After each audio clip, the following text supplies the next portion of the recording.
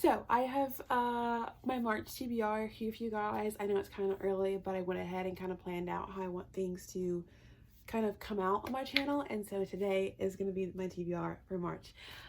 So I have chose 5 books that I want to kind of get to in March, and I kind of made like a little bit of a list of book genres I have read so far this year. So I kind of compiled my list of all the books that I read in January and right now February, just to see what genres I'm kind of reading and to make sure I'm branching out and hitting other genres that I know I like.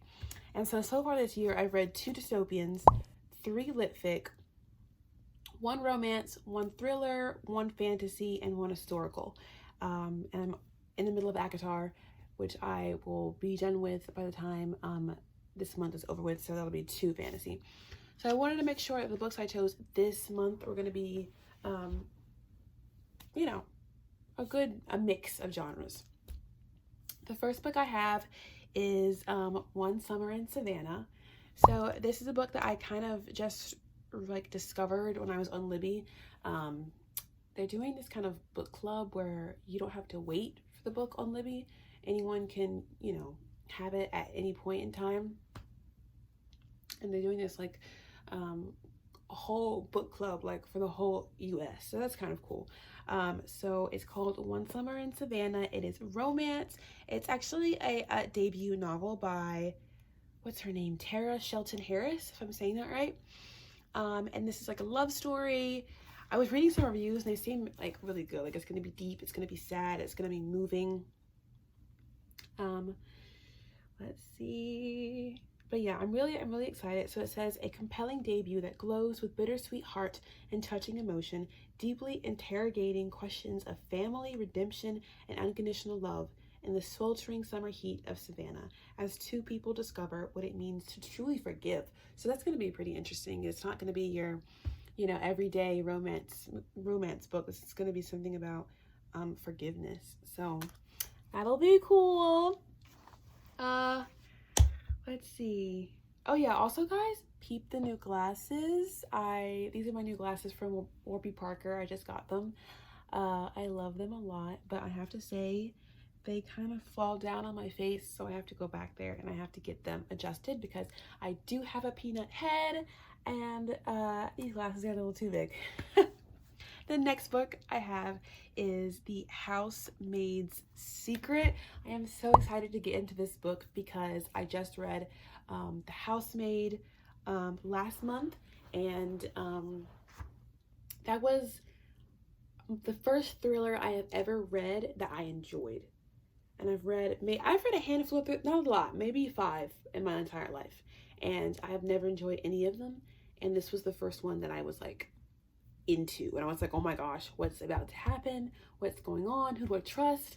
And so I really enjoyed my time with that. And even the ending, guys, like the epilogue was so creepy.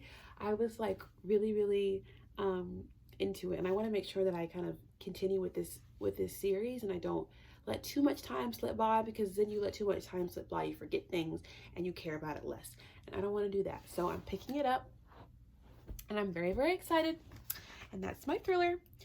The next book I have is Ender's Game.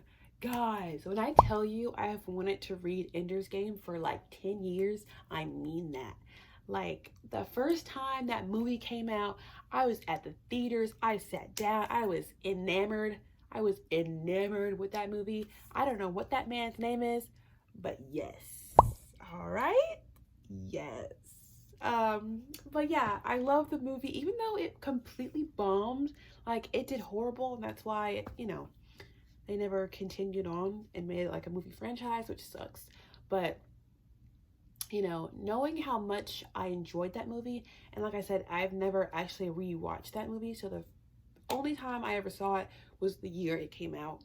And so it's been so long that I've forgotten a lot of things, but I do remember just how much I loved it and how good I thought the plot was.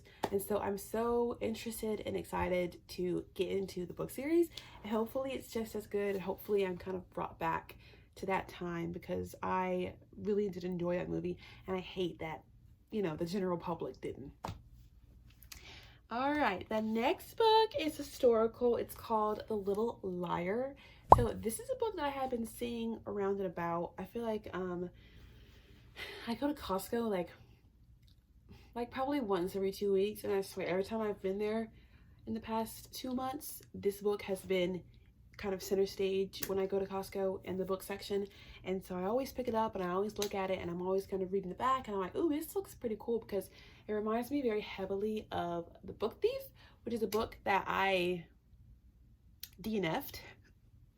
But I feel like the plot, like the idea, like, oh, death is telling the story, like that sounds cool. And I feel like, you know, the way that it was written didn't do it for me. I wasn't a fan. So I'm hoping that this is going to be kind of similar, but like written in a different way so that I will enjoy it. But yeah, all I know is that we're in, where are we? So this is like Nazi Germany, Holocaust, World War II timeline. And we're following this little boy, and I think he ends up telling, they like take all of the Jews, they put them in like, you know, trains to transport them to the concentration camps. And I guess the kid ends up telling everybody on the train that they're taking us somewhere to get new housing. Like, you know, wherever we're going is good. Don't be afraid. Don't be wary. Don't prepare to fight. Don't prepare to run. Like, this is good stuff. And I guess everyone believed him, and it's kind of like his story of the impact of that and the effects it had on him, and him trying to forgive himself, but it's also told from the point of view of truth instead of death. So that's cool. Okay, so the last book that I have for this month is literary fiction, and it is The Bell Jar. Guys, I have heard a lot of things about this book, just because not even like plot wise, but I just feel like I hear the name The Bell Jar like in different kind of points in my life. And I've always been intrigued as to what it is or what it means. And so I am very excited to kind of get into it. So what I know is it's kind of like a fiction, mental health kind of book. And we're following this girl, her name is Esther. And all I know is that I actually read a couple pages of this book to make sure that it was kind of written in the writing style that I know I will be able to enjoy, which with a couple pages that I read, it was.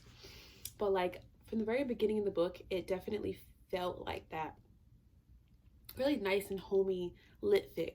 We were just kind of following someone's life as they go about their day. But from the plot of what I know, it's about her, and she starts to have like a breakdown. Like she starts to go mentally insane, which is such a crazy thing to like capitulate, and it's such a crazy thing to think about. But I am very intrigued to read about that and see, you know, how someone decides to write that. I don't know. I think it'll be really, really cool. So I'm excited. I'm looking forward to it, guys. But yes, that is my March TBR. Like I said, today is February 21, and I've read 3 books this month, and I'm currently reading my 4th one. I'm reading ACOTAR. So yeah, definitely subscribe to keep out a look for a reading vlog with ACOTAR. But yeah, guys, thank you so much for watching. Bye.